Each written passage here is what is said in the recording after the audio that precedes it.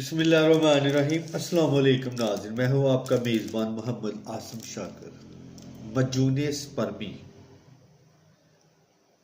बे औलाद अफराद के लिए एक अहम पैगाम शफा।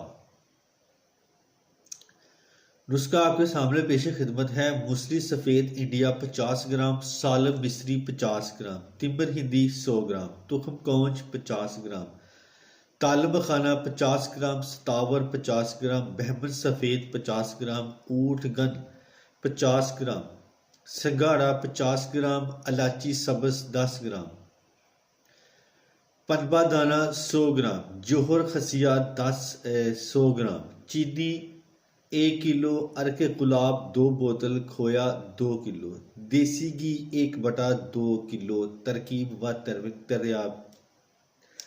तैयारी आपके सामने। खोया देसी घी में ब्राउन करें और अरके गुलाब में चीनी मिलाकर कवाम तैयार करें।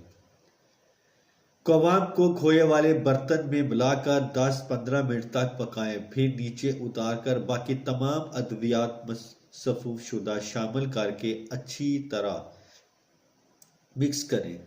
ठंडा होने पर 3 ग्राम सोडियम बेंजोएट डाल दें। मजून तैयार है।